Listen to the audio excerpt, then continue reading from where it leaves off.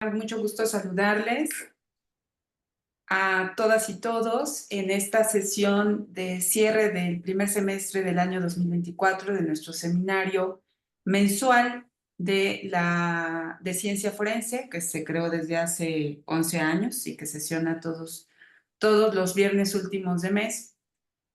También en esta ocasión cierra el periodo en que se unió el seminario. Ustedes me corregirán si lo voy a decir bien, de fotografía e imagen forense o imagen digital, me parece que así se llama, que coordinan Bruno, el maestro Bruno y Vicente. Se unió durante este semestre a la organización de este seminario.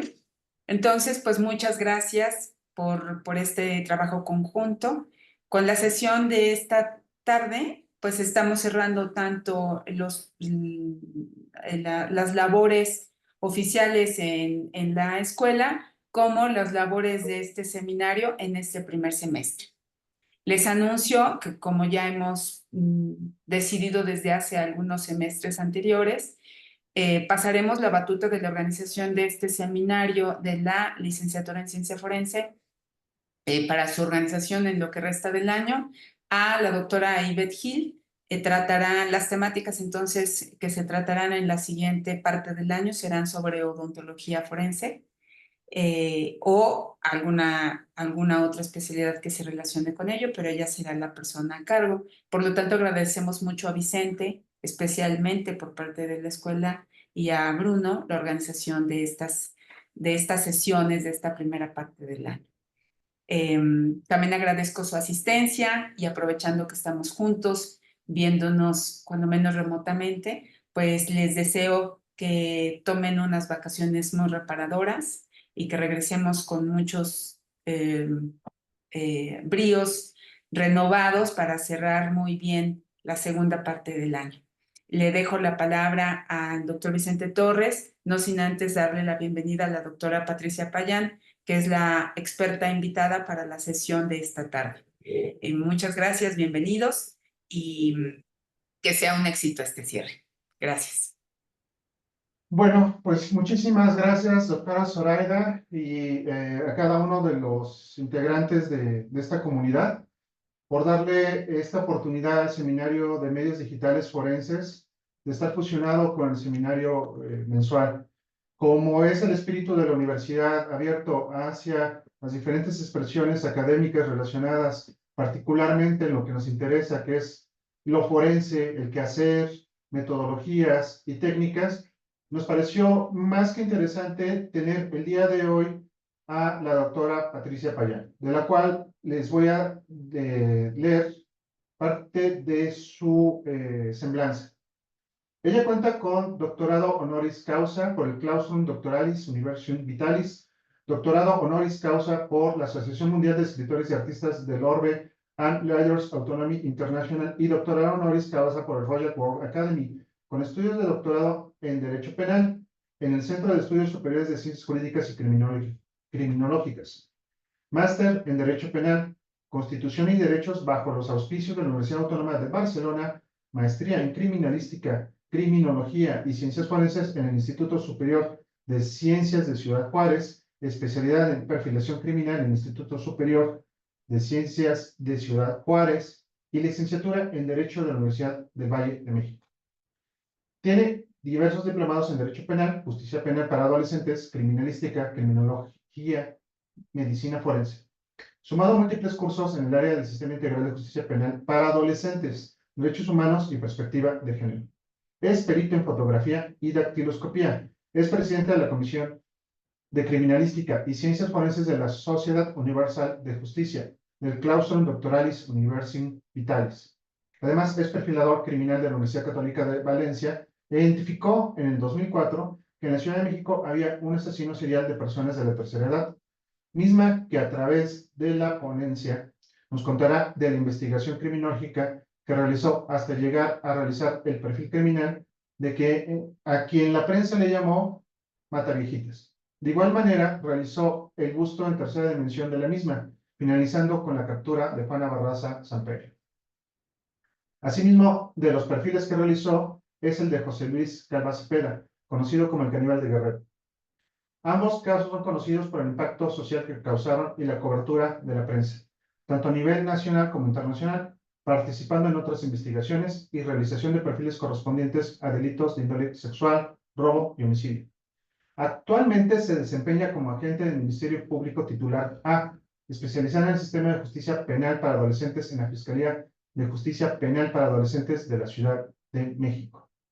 Yo quiero resaltar justamente que nos va a estar platicando justamente desde la parte relacionada con la ciencia, la metodología, sobre esta perfilación tridimensional para identificación de agresores seriales. Vamos a tener una dinámica de exposición de alrededor de 40 minutos. Yo voy a estar recogiendo si tienen preguntas o comentarios, los cuales se van a estar respondiendo al final de la exposición de la doctora Payán. Y sin más, yo le cedo la palabra a ella.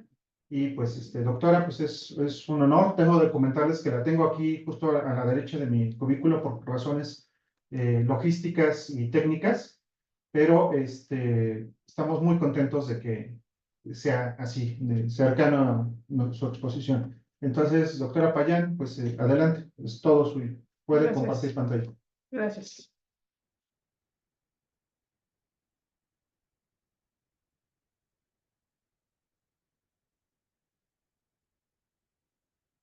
Hola a todos, buenas tardes. Es un honor estar aquí en esta institución. Es la primera vez que me presento aquí en ASIF y un gusto compartir con ustedes la experiencia que tengo en la perfilación criminal. En la ponencia del día de hoy vamos a hablar sobre la perfilación tridimensional para la identificación de agresores seriales. Muchos se preguntarán, ¿qué es eso de perfilación tridimensional? ¿De qué está hablando? Parece de otro mundo, ¿no? Todos sabemos que la perfilación criminal tiene diversos rubros, sobre todo que se inicia, esto lo vamos a ver a través de la historia, desde libros de ciencia ficción como Sherlock Holmes o como el caso de Inglaterra, de Jack el Destripador. A todos nos tiene fascinados esa historia de Jack el Destripador y que hasta la fecha no se ha sabido quién fue. Todo esto da pie y origen a la perfilación criminal. Ahora bien, aquí vamos a ver diversos ítems relacionados con este tema. Primeramente, tenemos que la perfilación criminal es una técnica utilizada para identificar patrones en comportamientos criminales. Esto nos va a permitir ayudar a la resolución de los crímenes o delitos. Y nos vamos a basar en el análisis de la evidencia para identificar perfiles de posibles sospechosos. En esta presentación nos vamos a ir dando cuenta cómo se utilizaron las técnicas y las posibles aplicaciones en la perfilación criminal. Ahora bien, dentro del contenido que vamos a tener en esta presentación, pueden ver ustedes en pantalla que tenemos 6 temas que vamos a tratar para poder englobar esta presentación. Primeramente vamos a comenzar con la historia de lo que es la perfilación criminal.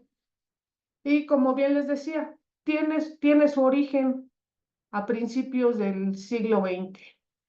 A lo largo de los años ha evolucionado con avances en tecnología y psicología forense. El enfoque ha pasado de ser puramente intuitivo a una disciplina más científica y precisa. También sabemos que el criminal profiling o perfilación criminal, como se conoce a la disciplina de manera internacional, tiene sus antecedentes en la literatura policial. Cuando en 1841 Edgar Allan Poe incluyó el uso de la psicología para capturar al criminal de los asesinos de la calle Morgue. Sin embargo, el terreno científico ingresó recién en 1888, cuando el patólogo forense, el doctor George Phillips, diseñó un modelo que permite elaborar estadísticamente perfiles de delincuentes a partir de las lesiones en las víctimas. Esto es, hizo una clasificación de diversas lesiones, lo que le permitió identificar que era una sola persona la que realizaba esas lesiones. Esto tomando en consideración las técnicas que utilizaba el agresor. Ahora bien, a medida que la criminología avanzaba, se requirió de la intervención de psiquiatras en los casos, y tal vez el aporte del doctor James Brussel, lo que permitió darle el profiling el empuje necesario. En la década de 1950 determinó que el Mad Bomber, o el loco de las bombas, llegó a poner al menos 37 bombas en trenes y cines. Y él determina que se trataba de un varón eslavo, católico, residente en Connecticut, que era paranoico, que tenía buena educación, con conocimientos de electricidad y metalurgia, así como plomería, era soltero y posiblemente era virgen. Cuando arrestaron a George Matesky, que fue identificado como el Mad Bomber, pudieron comprobar cuán en lo cierto estaba. Lo curioso de su detención es que él determina que iba a ser detenido con un traje de 3 piezas. Pero no fue así, porque al momento que ingresan al domicilio del Mad Bomber, este se encontraba en pijama y les dijo que le permitieran vestirse para poder salir. Y se pone un traje azul de 3 piezas. Esto es algo realmente curioso porque no podemos llegar a determinar exactamente con qué ropa va a estar vestido el agresor. En este caso fue, no sé, tal vez un golpe de suerte y al final pues coincidió que tenía el traje de las 3 piezas, ¿no? Esto nos lleva a la fascinación por parte del público, por parte de escritores, así como cinematografistas, y se empiezan a crear diversas series policíacas, diversos libros en materia de investigación criminal, investigación de crímenes, y más recientemente una serie de programas televisivos que nos hacen creer cosas que no son. Por ejemplo, en pantalla podemos ver imágenes de diversas series americanas en la que nos pintan a superpolicías que casi con bolita mágica determinan quién es el agresor, que cuentan con laboratorios altamente equipados con la tecnología más moderna, lo cual es totalmente falso. De hecho, mucha gente se inscribió a diversas escuelas en las carreras de criminología y criminalística pensando que la realidad se acercaba a lo que salía en esas series, lo cual es totalmente falso. Y se los digo porque tengo varios alumnos que cuando se dan cuenta que la triste realidad no coincide, oh, craso error, al haberme inscrito en una licenciatura que no cubre mis expectativas como yo lo vi en la televisión, y empieza a haber deserción a nivel escolar. Pero eso no es todo. A final de cuentas, los que realmente estamos interesados en la criminología y criminalística, nos hemos dedicado al estudio de la misma sin tomar en consideración este tipo de influencia televisiva. Ahora bien, vamos a ver de qué se tratan las técnicas de perfilación. Todos sabemos que existen diversas técnicas de perfilación y no necesariamente vamos a utilizar una sola, podemos utilizar varias a la vez para poder llegar a una conclusión. Ahora bien, las técnicas de perfilación incluyen el análisis de la escena del crimen, el estudio del modus operandi, evaluación del comportamiento criminal, la victimología y el entorno. Pero si combinamos todo esto a manera de que fuese un rompecabezas y cada una de ellas fuera una pieza, vamos a tener un todo, lo que nos va a dar una visión generalizada para poder identificar al agresor o perpetrador. Muchas veces, si nos llegase a faltar una de estas piezas, por ejemplo, que no hubiésemos logrado una determinación de un modus operandi, va a ser muy difícil que podamos perfilar completamente. O que nos faltase, por ejemplo, el comportamiento criminal, o que no hubiésemos estudiado debidamente a la víctima. Esto es, haber desarrollado la victimología de una manera correcta. Muchas veces nada más se van a la victimología, a ver, el nombre de la víctima, estado civil, su edad, a qué se dedica y dónde vive y hasta ahí. No se trata nada más de esto, de sus generales, por así decirlo. Tenemos que estudiar el estilo de vida que tenía la víctima, con quién convivía, en dónde trabajaba, a qué lugares asistía para divertirse, a qué lugares asistía después de trabajar o antes de trabajar, cuál era su trayecto, con quién se relacionaba y muchísimos otros ítems que se ven en un perfil victimológico que van a poder determinar si la víctima se puso en peligro o fue otro tipo de víctima. Ahora bien, podemos ver que estas técnicas de perfilación son varias. Y comenzamos con el criminal profiling o perfilación criminal, ideada por el FBI y que todos conocemos y que dieron pie a estas series televisivas. Sin embargo, contamos también con otro tipo de perfilación, como el perfil geográfico, el estudio de la escena del crimen, el modus operandi, las nuevas técnicas como el RECETEC, el método Vera y los perfiles delincuenciales. Vamos a checar de qué trataría cada uno de ellos y en qué nos permitiría obtener información respecto de algún agresor. Primeramente, podemos decir que el perfil geográfico es una técnica de análisis de la actividad espacial o geográfica de los delincuentes aplicada a la investigación criminal. Ahora bien, como complemento del perfil psicológico, no se ocupa de cómo es el criminal, sino que pretende dar respuestas a dónde actúa el criminal. Esto es, por dónde se está moviendo, por dónde se desplaza y cuáles son sus movimientos y zonas de acción. Ahora bien, el objetivo final para la investigación sería poder aportar la localización geográfica de la residencia del criminal, además de ofrecer hipótesis sobre futuras zonas de acción. Este perfil geográfico es muy importante y esto lo podemos bajar en un mapa físico, podemos adquirirlo en algún puesto de revistas, en una tienda especializada como Guía Roji, o bien podemos utilizar diversas aplicaciones e incluso en el propio teléfono como el Google Maps y otros parecidos, en donde vamos a poder ir ubicando todos estos puntos. Ahora, la escena del crimen debemos de investigarla para poder determinar si es una escena organizada o desorganizada, el modus operandi del perpetrador, identificar la firma, así como el periodo de enfriamiento.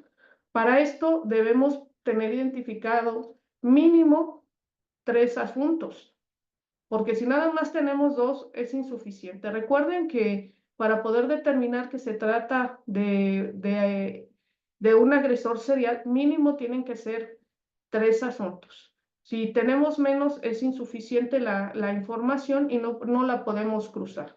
Ahora bien, por lo que hace al modus operandi, de igual manera, debemos de identificar debidamente qué tipo de modus operandi está llevando a cabo el perpetrador.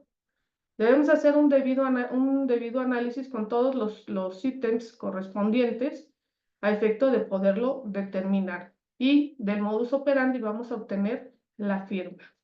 Ahora, lo más curioso y lo que merece un reconocimiento es al método RECETEC, en base a sus siglas de reconstrucción secuencial teórico y de conducta del crimen. Este método es de un mexicano, el doctor Alfredo Velasco, al que tengo el gusto de conocer y que fue uno de mis instructores en perfilación criminal aquí en México. Y este método fue diseñado en el 2010 por precisamente el doctor Alfredo Velasco Cruz, quien es especialista en perfiles criminales en México, y esto lo hizo como parte del proyecto de la Unidad de Análisis de la Conducta Criminal en el Laboratorio de Ciencias Forenses en Ciudad Juárez. Asimismo, como director de la División de Perfilación de Criminalística de la Federación Mexicana de Criminología y Criminalística de aquí de México. ¿De qué trata esta técnica? Esta técnica fusiona los conocimientos de la criminología aplicada a lo forense. Aquí se va a entrelazar la criminalística, la victimología, la reconstrucción de la escena de crimen y la perfilación criminal. Este método lo que pretende es ser objetivo en la realización de perfiles criminales. Durante todo el proceso va a conllevar una práctica profesional. Desde la primera información que se tenga, desde que se arriba a la escena del crimen, la recopilación de datos, la realización de inferencias y la elaboración de hipótesis que concluyen el diseño de un perfil criminal. Aquí se utiliza el método científico al 100%. Y ha resultado muy eficiente la utilización de este método, sobre todo en los asuntos de los feminicidios en Ciudad Juárez, que es en donde se llevó a la práctica este método. También contamos con el método Vera, de origen español. Él fue desarrollado por Juan Enrique Soto, quien es inspector en jefe del Cuerpo Nacional de Policía y jefe de sección de análisis de la sección de la Unidad Central de Inteligencia Criminal allá en España. Esto debido a la experiencia que él tenía como investigador policial de delitos violentos y como psicólogo. Este método tiene 3 pasos o 3 fases. La primera de ellas es la recopilación de datos, así como la realización de inferencias y elaboración de hipótesis. En nuestra primera fase, que es la recopilación de datos, vamos a recopilar toda la información posible sobre las 4 variables descritas en las siglas de Vera. En la segunda fase, que sería la realización de inferencias, vamos a realizar inferencias lógicas a partir de los datos con los que ya contamos. Y la tercera fase, que sería la relativa a la elaboración de hipótesis, vamos a realizar las hipótesis que constituyen el perfil en sí. Y vamos a cruzar toda esta información, lo que nos va a permitir establecer un perfil criminal. Y finalmente tenemos los perfiles delincuenciales, que estos son realizados por los psicólogos, que nos van a determinar qué tipo de delincuente o enfermo, si cuenta con alguna enfermedad mental, que puede ser una psicopatía, o que sea psicótico, o que se trate de un asesino mixto, un agresor sexual o un terrorista. Recuerden que los criminólogos nos basamos también en lo que determinan los psicólogos. Nosotros como perfiladores debemos de tener conocimientos en psicología, pero no somos psicólogos, aunque habrá algunos psicólogos que después se conviertan en perfiladores criminales, ya con la información y el conocimiento criminalístico y criminológico. Ahora bien, contamos también con diferentes tipos de perfilación. Todos sabemos que hay diversos enfoques en la perfilación criminal. La mayoría de estos conocemos la geográfica, la conductual y la investigativa. Y cada una de ellas nos va a aportar una perspectiva para resolver los crímenes. Esto nos va a permitir identificar y ubicar al criminal, así como poder establecer su comportamiento o qué tipo de motivaciones lo llevó a cometer el delito. Dentro de los tipos de perfilación, como les decía, tenemos los perfiles de agresores conocidos, que también se le denomina perfil psicológico o método inductivo. Para esto nosotros necesitamos estudiar diversos casos para encontrar los patrones de conducta. Como les decía, mínimo necesitamos 3 para poder cruzar la información y con esto vamos a poder identificar al autor. También tenemos los perfiles de agresores desconocidos o perfil criminal o método deductivo. Esta es la mayoría de los que se realizan cuando no sabemos quién es el infractor o el delincuente que está cometiendo el delito en base a la evidencia que tenemos de la escena del crimen, pero la evidencia psicológica. Nosotros analizamos la evidencia y le damos una perspectiva psicológica para tratar de entender al delincuente. Esto es, ¿por qué lo hizo? ¿En qué se basó? ¿Qué lo motivó a cometer ese delito? Y aquí vamos a partir de lo general a lo particular, a diferencia de otras ciencias que se van de lo particular a lo general. Aquí nos vamos de lo más a lo menos. Y también tenemos el perfil geográfico, que esto se relaciona con las características físicas del lugar, pero también vamos a sumar el por dónde anduvo el criminal, cuál fue el recorrido que utilizó para llegar a ese lugar, para alejarse de ese lugar, si trabaja en las cercanías, si realiza actividades en esa periferia o a cierta distancia, para lo cual debemos utilizar diversos programas, así como mapeo, pero esto en base a diversos asuntos que nos van a permitir poder establecer el perfil geográfico. El perfil geográfico no necesariamente se refiere al lugar donde se cometió el delito o donde se halló el cuerpo, sino, como les decía, tiene que ver desde dónde se está trasladando, si vive en las inmediaciones o no. Así también tenemos que ver respecto de la víctima. Si la víctima utilizaba normalmente ese camino, si conocía ese lugar, cómo llegó a ese lugar. Esto lo vamos a entrecruzar con la información del agresor para poder establecer de dónde venía cada uno y en qué lugar se entrelazan sus caminos y finalmente se comete el delito. Ahora bien, todo esto se va a apoyar de la psicología forense, la cual es súper fundamental en la perfilación criminal, porque como les decía, tenemos que tratar de entender al criminal, al delincuente. ¿Por qué estás haciendo este delito? ¿Qué te motivó a hacerlo? Así como los diversos patrones de conducta que nos van a permitir realizar el perfil de la manera más precisa posible.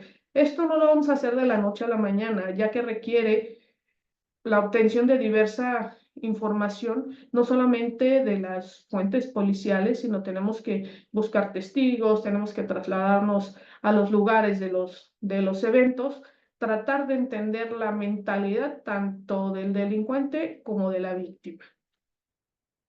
Ahora bien, la mayoría han visto algún tipo de pizarra como la que tenemos ahorita en pantalla, posiblemente en algunas series policiales, pero es como se trabaja. Así se trabajaba y se sigue trabajando a la antigüita, no necesariamente en una computadora, se utiliza un cuaderno, se utiliza una pizarra, pizarrón o la pared en la cual va uno poniendo lo que uno considera los indicios más importantes y trata uno de relacionarlos para poder llegar a donde se encuentra el foco o donde podemos identificar al perpetrador o al criminal.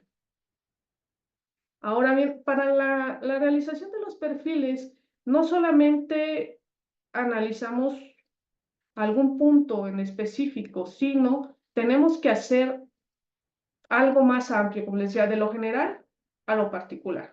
Vamos a analizar el perfil individual, los retratos hablados con los que se cuente. En el caso, por ejemplo, de Juana Barraza, que es el que yo trabajé, los ítems que están señalados aquí en la presentación son los que tomé en consideración para la elaboración del perfil. En este caso fue el perfil individual relativo al agresor, así como los diversos retratos hablados con los que se contaba. Se realizó el busto tridimensional, se realizó el perfil geográfico, se realizó perfil victimal y cotejo de huellas. La huella que ven en la presentación corresponde a una huella localizada en alguna de las escenas en las que se cometió el homicidio de una persona de la tercera edad, que posteriormente, ya con la captura de Juana Barraza, se realiza el cotejo y corresponde con una de las huellas dactilares de Juana Barraza.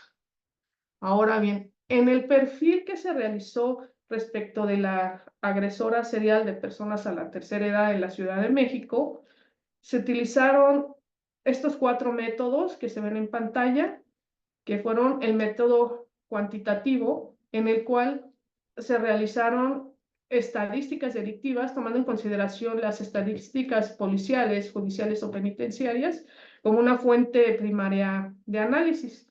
Primeramente, accedí a informes de Policía de Investigación, estadísticas del INEGI, así como información de servicios periciales para efecto de ir trazando estadísticas en razón de, primeramente, de años de acontecimiento, posteriormente tipo de delito y descripción del agresor. Asimismo, se utilizó el método cualitativo, referente a la entrevista a profundidad de grupos de discusión, estudios etnográficos, observación participante o historia de vida. En este caso se trató de entrevistar a víctimas vivas, así como testigos, y llevar a cabo discusiones con el grupo de trabajo referente a la investigación de los agresores de la tercera edad. También se utilizó el método empírico relativo al análisis, observación e inducción. Esto es, observando al delito, al delincuente, la víctima y el control social. Esto para poder llegar a establecer la realidad y poder explicar qué es lo que estaba sucediendo, poder identificar las zonas en las que estaba sucediendo, por qué sucedía en una delegación o alcaldía y no en otra, qué llevaba a que el sujeto activo actuara en esa zona y no en la colonia de al lado, por así decirlo, por qué escogió a esta víctima y no a otra, así como qué nivel económico tenía la víctima. Esto es muy importante, por eso debemos de tener la victimología completa, no nada más una parte. Todo esto nos va a servir para ir llenando nuestras estadísticas, ir haciendo cruce de información y finalmente la utilización del método científico, que todos sabemos que trata de la observación, la creación de hipótesis, teorías y aplicación práctica. Aquí, como parte de las hipótesis, señalábamos que se trataba de una persona de aproximadamente unos 75, 1,80, espalda ancha, manos grandes, que vestía de enfermero, con ropa de enfermero o de enfermera, que posiblemente se trataba de un hombre disfrazado de mujer, esto tomando en consideración las diversas descripciones de los testigos, lo cual resulta muy, muy importante para poder arribar a una correcta perfilación. Ahora bien, toda esta información, ¿de qué nos sirve o para qué me sirve? Todos sabemos que actualmente contamos con mucha información y muchas aplicaciones para realizar perfilación. Sin embargo, en el momento que yo realizo la perfilación del agresor a personas de la tercera edad de la Ciudad de México, en ese entonces Distrito Federal, no se contaba con ellas, sino prácticamente teníamos que utilizar papel, lápiz, hilo, chinchetas, con lo cual llevé a cabo la perfilación geográfica, el realizar a pie tierra, esto es, trasladándome a los lugares de los hechos, realizar recorridos en las inmediaciones donde sucedieron los eventos para tratar de ubicar espacios a través de los cuales accedió a las víctimas, cómo llegó el agresor, cómo se retiró, buscar medios de locomoción, esto es, transporte público, si llegó en vehículo particular, si llegó caminando, en bicicleta, en patineta, patines, no sé, lo que podamos imaginarnos como medio de locomoción, si llegó sola, si llegó acompañada, cómo accedió a la víctima, si había cámaras de seguridad particular. En ese entonces no se contaba con cámaras de la Secretaría de Seguridad Ciudadana, sino únicamente en algunos casos con cámaras en casas particulares o en negocios, y era entrevistarse con los propietarios de los inmuebles para que permitiesen el acceso a esta información. Y como les decía, Actualmente tenemos muchísima información, contamos con la inteligencia artificial, contamos con programas tecnológicos que permiten la identificación de cualquier persona. Contamos con lectores ópticos, contamos con infrarrojos, contamos con el Wi-Fi, cámaras, infinidad de medios que nos van a permitir la identificación de una persona, no necesariamente un agresor, puede ser la víctima, hacer el seguimiento a través de cámaras, y en ese entonces no lo había. Tenía uno que ir al espacio y estar tocando de puerta en puerta, preguntando a la gente si se había percatado de algo, cosa que los policías en la actualidad no hacen. Y eso es parte de la investigación que se tiene que hacer. Únicamente van, dicen, hay una cámara y únicamente se ve esto. Pero siempre en la comisión de algún ilícito, siempre hay un testigo. No falta un testigo, hay que saber investigar, saber identificar, saber llegar a la gente para que proporcione la información. Porque muchas veces la gente tiene la información y dicen, es que no me quiero meter en problemas, no quiero proporcionar mis datos, o sí vi, pero pues no le puedo decir porque no me llevo bien con el vecino o no me llevo bien con la familia, yo no le digo nada. Desafortunadamente es así. Aquí en pantalla vemos las huellas dactilares de Juana Barraza. Miren lo curioso, por lo que hace a la sección media de la parte de abajo, el dedo medio, podemos ver que está como borroso, pero no es que esté borroso, igual el dedo índice, corresponden a la mano derecha. Resulta que a Juana Barraza, cuando tenía la edad de 3 años, ahí en su pueblo, en Hidalgo, se machucó con la tapa de un aljibe. Para los que no sepan qué es un aljibe, es una especie de pozo que tiene una tapa muy pesada. Entonces la tapa le machuca los dedos, pero se le cercenan, y pues no había médicos en los alrededores, entonces únicamente le ponen un trapo en los dedos y así le queda. Y aquí lo curioso, y que ya después con la investigación costó muchísimo trabajo identificar, porque se encontraban las huellas en los lugares de los hechos y parecía que tenían un borramiento o que estaban incompletas, lo cual no permitía la correcta identificación. Y se buscó en todos los medios digitales en los que se contase con las huellas dactilares y no había ninguna coincidencia. Sin embargo, al momento de su detención y la toma de huellas, pues es que nos percatamos que le hacía falta parte de los dedos, y ya se hace el cruzamiento con la información que se tenía con los diversos escenarios y se logra la congruencia de 11 homicidios en los cuales aparecían las huellas dactilares, exactamente estas huellas. Y esas huellas nos quedaron prácticamente marcadas porque las buscábamos en todos lados, entonces nos las aprendimos de memoria. Ahora bien, la perfilación criminal, como nos va a plantear ahora cuestiones éticas, porque con eso ahora de las perspectivas de género, la gente se ha vuelto muy sensible y considera que se estigmatiza todo.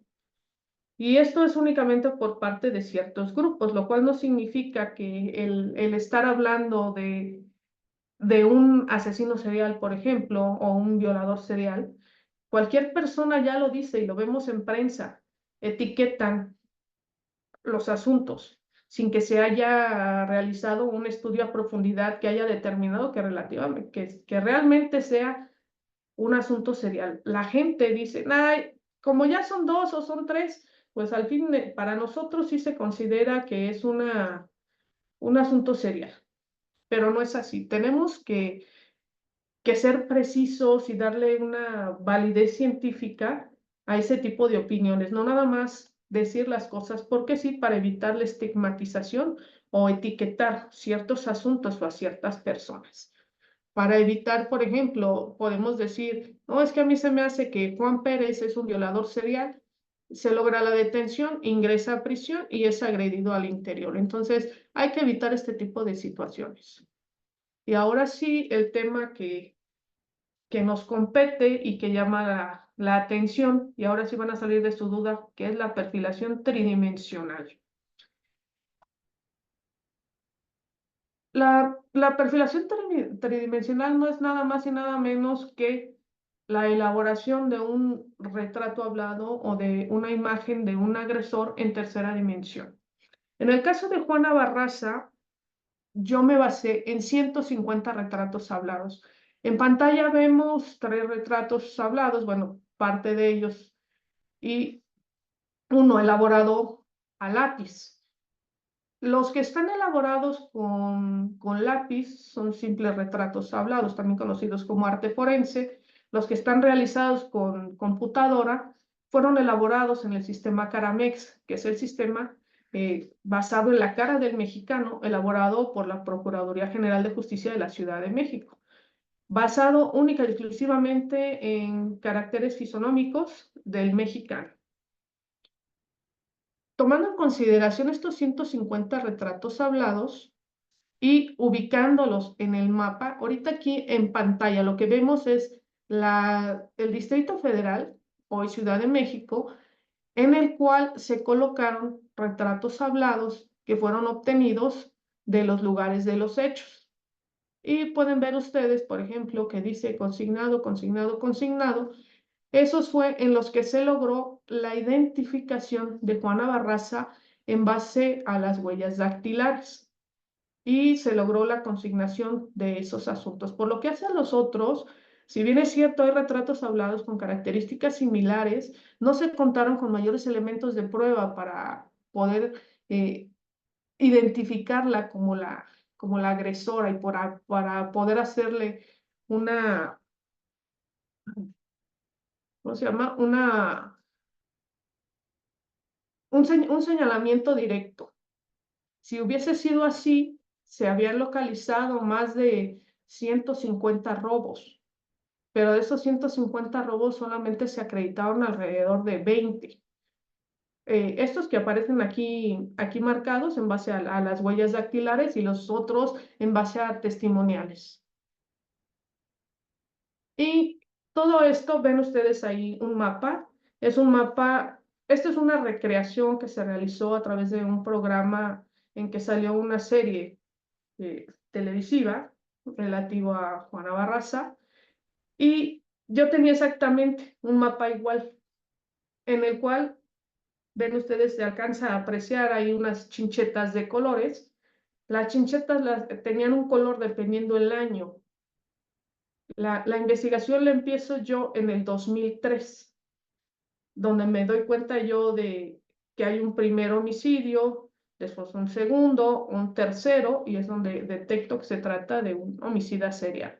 Entonces aquí pensando cómo se movía el agresor en la Ciudad de México, posterior a esta colocación de las chinchetas, llevé a cabo una valoración con los círculos de Canter para poder determinar por dónde se desplazaba, lo que les decía a ustedes, cuál era el centro o zona de confort donde se movía el delincuente, cuál era su zona de casa, por dónde accesaba, si vivía en las inmediaciones, si laboraba en las inmediaciones, tratar de ubicar por dónde se iba a mover. En razón ya de este mapa y de la perfilación geográfica, se llevó a cabo un operativo que se denominó Parques y Jardines. Esto fue de manera conjunta con las policías de la Procuraduría, esto es, los policías judiciales, y con los policías de la Secretaría de la Ciudad de México. Y todo esto culminó con su detención. Pero antes de eso, viene lo importante. Yo decía, bueno, ¿cómo vamos a lograr identificar al agresor? Ya tenemos los retratos hablados, ya hablamos con víctimas, ya hablamos con testigos. Sin embargo, no hay una respuesta por parte de la población que permita auxiliar a las autoridades a una pronta identificación.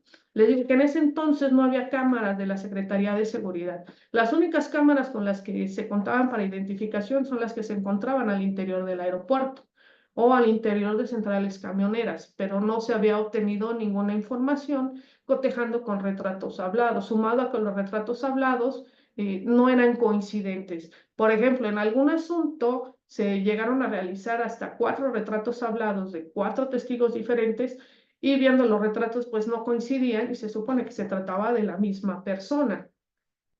Entonces, yo me planteé, ¿por qué no realizar un busto en tercera dimensión? Esto es utilizando las técnicas antropológicas para poder realizar el busto en tercera dimensión. No es hacer una escultura, no, es utilizar el arte forense, que es una aproximación escultórica para poder identificar. Ahora, el arte forense normalmente se utiliza para identificar a personas desconocidas. Esto es que nada más se tenga el cráneo o bien que ya se encuentre en estado de descomposición o de saponificación o incluso de momificación, se retira todo el tejido y únicamente queda el cráneo y sobre el cráneo se realiza un procedimiento. Este procedimiento se denomina aproximación escultórica facial, pero como les digo, se da en cadáveres, no en seres vivos, ni para identificación de seres vivos, ¿no? Incluso servicios periciales me dijo que ellos no hacían eso, que los antropólogos lo hacían, pero únicamente por personas privadas de la vida.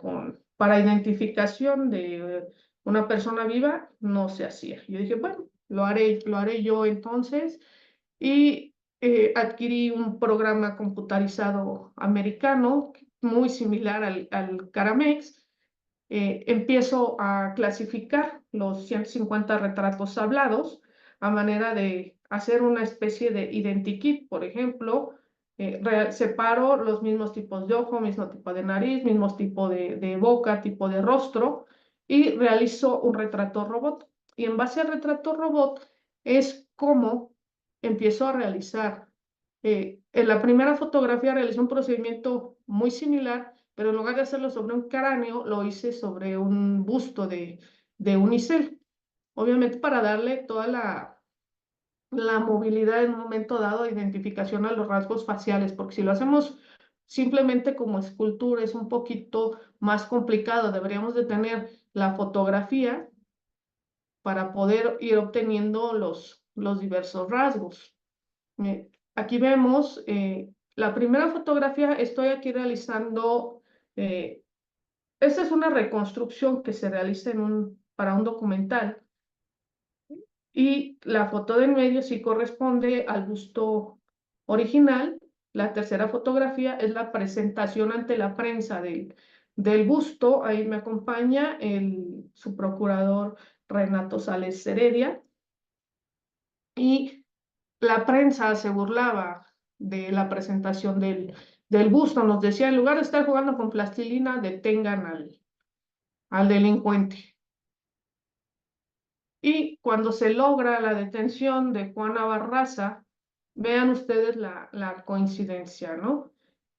Aquí lo curioso fue que tanto Juana Barraza como el busto tenían suéter rojo, pero eso fue coincidencia, eso ni yo la conocía porque muchos decían que yo conocía a Juana Barraza y que por eso le había puesto el suéter rojo, eso fue coincidencia. Pero la elaboración no nada más fue hacer el busto, sino también me basé en hablarle a los testigos, ponerles enfrente el busto. Y esto les preguntaba yo a qué distancia la tuvo, en qué posición estaba la persona, e ir modificando poco a poco los rasgos del busto de plastilina, en donde quedó finalmente de esta manera que aprecian ustedes en la fotografía.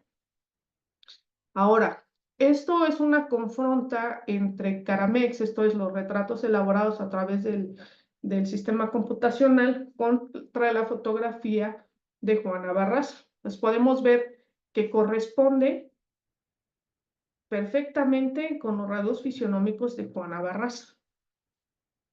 Y aquí hacemos una superposición de fotografías del busto con la fotografía de Juana Barraza, en donde de igual manera vemos cómo coincide la descripción. Y finalmente, posterior a su captura, que fue presentada ante los medios, pues resultó que sí coincidía con la fisonomía de Juana Barraza. Aquí en la foto podemos ver a Juana Barraza con el busto y la otra foto es de la representación del programa que se realizó. Y aquí podemos ver el resultado. Está el procurador Bernardo Batz acompañado del busto. Tenemos a Juana Barraza el día de su detención. Y esto es posterior a que le tomé sus entrevistas. Y al lado tenemos el busto exhibido en el Museo de Policía de la Secretaría de Seguridad Ciudadana. Lo que nos lleva a lo que tenemos actualmente. La tecnología que les mencionaba en un momento, la cantidad de herramientas con la que se cuenta ahora y que nos van a permitir el reconocimiento facial y modelado tanto del comportamiento como de los rasgos fisonómicos. Si hubiésemos tenido estas herramientas en ese entonces, hubiera sido yo creo que más pronta la localización, identificación y detención de Juana Barraza.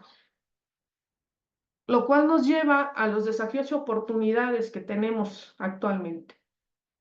Vamos a enfrentar desafíos de precisión y aceptación en el ámbito legal, pero esto nos va a permitir la resolución de mayores crímenes y que la seguridad pública sea más eficiente para la identificación.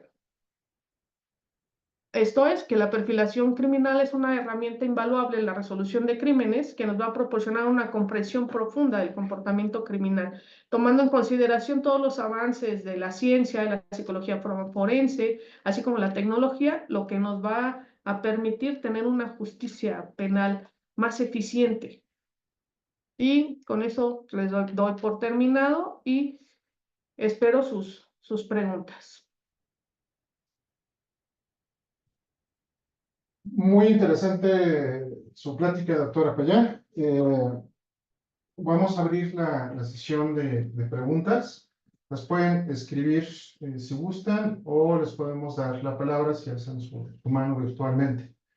Yo de entrada tengo algunas preguntas relacionadas con esta parte, ¿no? Relacionada con la metodología del retrato robot.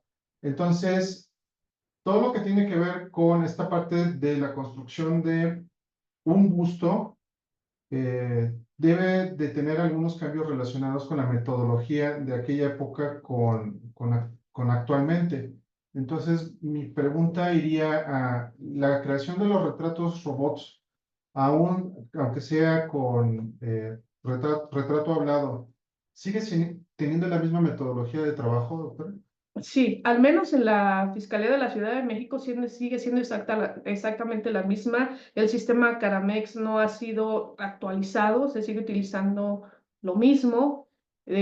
Algunos peritos realizan el retrato hablado a mano alzada, que son los menos, pero se sigue utilizando lo mismo. No ha evolucionado, al menos en Ciudad de México, por lo que hace a la identificación en arte forense. Ok. Bruno, ¿tú tienes alguna pregunta? Adelante, abre tu micrófono. Hola, hola. Hola, Bruno. Es- Doctora, pues primero felicitarla por la gran labor. Es un caso que, pues a nivel mediático tuvo un gran impacto, pero que creo que también nos sirvió mucho desde la institución para implementar nuevas formas. Fue algo que en su momento demandó saberes distintos, demandó reacciones distintas, y esto que usted nos ilustra el día de hoy, pues creo que es un ejemplo claro de ello. Esta labor, bueno, en mi caso, como perito en arte forense de la Fiscalía, coincido con usted que hay muchas cuestiones que escapan al quehacer pericial, que si bien son necesarias, a veces los mecanismos o en el caso actual los protocolos, pues no contemplan ciertos estudios como este que nos explica el día de hoy. Yo tengo dos preguntas que en su momento, bueno, surgió la duda en aquellos días, pero que hoy con lo que usted nos expresa de viva voz, bueno, me quedan claras muchas de las metodologías utilizadas. Pero primero, este cúmulo de retratos que a usted le llegan, ¿es porque usted estaba a cargo de esa parte de la investigación o cómo le procuran de esta información. En nuestro caso, yo en aquel momento me encontraba, creo, adscrito a la Cuauhtémoc, me parece. Teníamos por ahí algún método de trabajo donde hacíamos una búsqueda de los retratos, de retratos que coincidían fisonómicamente con las características en ciertos puntos o colonias muy específicos, y eso ayudó mucho a la policía de investigación a resolver ciertos casos. Pero en este caso, por el volumen de información, me llama mucho la atención. ¿Esta información se la proveen a usted? ¿Usted la identifica, la selecciona? ¿Cómo es que llegan a usted todos estos retratos? Y Sí, según, ya en el armado, ¿cuál es el criterio de inclusión o de exclusión de los caracteres? Y si esto a su vez también supuso a lo mejor contemplar dos o tres variantes de este retrato, que bueno, pues vimos que fue un éxito completo, ¿no? ok, Bruno. Mira, primeramente la investigación yo la comienzo en- estando adscrita a Benito Juárez. Cuando el subprocurador me ordena que me dedique a la investigación, yo me pongo en contacto con la Coordinación de Policía Judicial, en la cual solicito una búsqueda en base al modus operandi de robo a personas de la tercera edad, así como homicidios a personas de la tercera edad. En base a esa búsqueda, a mí me proveen de cientos de informes. Pues comienzo yo a analizar toda esa información y comienzo a descartar los que yo consideraba que no tenían nada que ver en base a la descripción del agresor. Una vez que tengo ya esos 150 informes de policía de investigación en los que tengo identificado a un agresor con similares características, similar modus operandi, me comunico yo con la Coordinación de Servicios Periciales, con el doctor Pedro Estrada, y le solicito que me proporcione los retratos hablados correspondientes a esas averiguaciones previas. Es como me allego yo de esos 150 retratos hablados. Ahora, por lo que hace a tu segunda pregunta, en base al modus operandi, es como comienzo yo a descartar los retratos hablados. Empiezo a ver las características más similares, como les decía, ojos, nariz, el actuar de la persona, para poder hacer mi clasificación y poder realizar el identikit y el retrato robot finalmente, ¿no? Espero que haya quedado claras sus preguntas.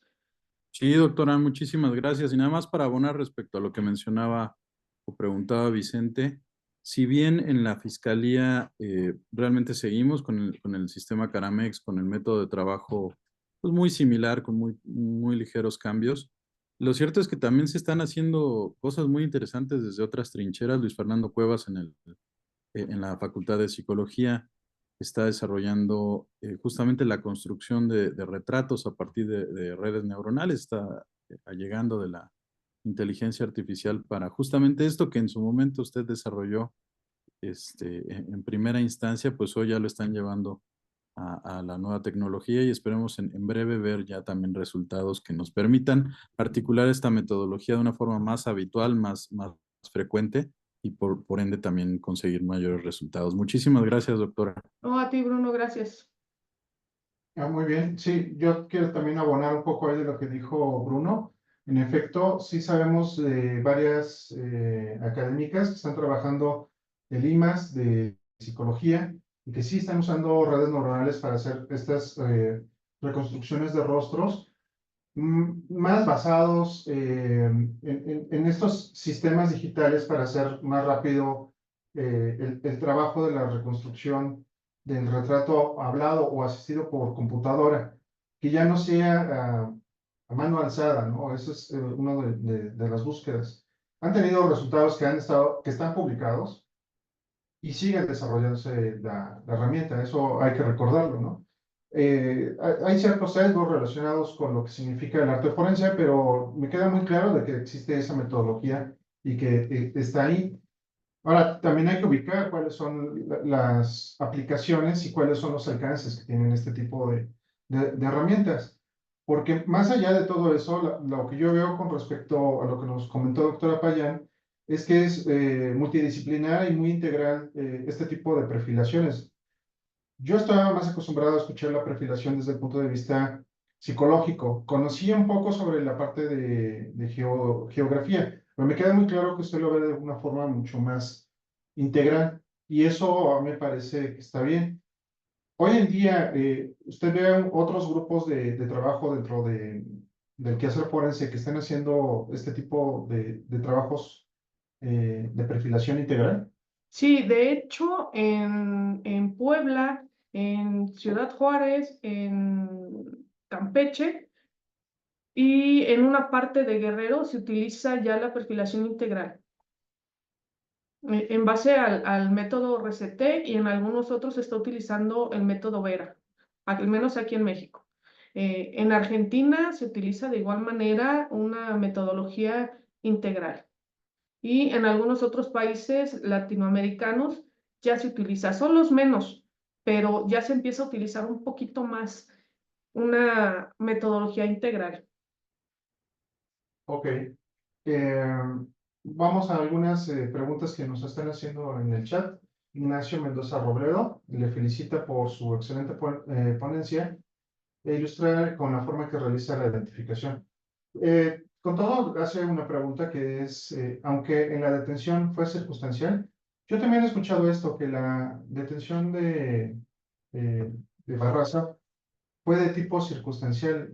¿Usted nos puede comentar algo? Claro, no fue circunstancial, en razón de que, como les mencioné hace un rato, se realiza un operativo de manera conjunta denominado Parques y Jardines, en los cuales en las zonas en las que se tiene registrado la actuación de la agresora, se, se hacen recorridos a través de unidades tanto de policía judicial como de policías preventivos y justamente están haciendo su recorrido los policías que logran hacer la detención. O sea, prácticamente ya se le estaban pisando los talones. Días antes estuve yo prácticamente a 10 minutos igual de su detención, porque me traslado yo a entrevistar a una posible víctima que afortunadamente no lo fue porque se encontraba acompañada y Juana Barraza se asusta y abandona el domicilio,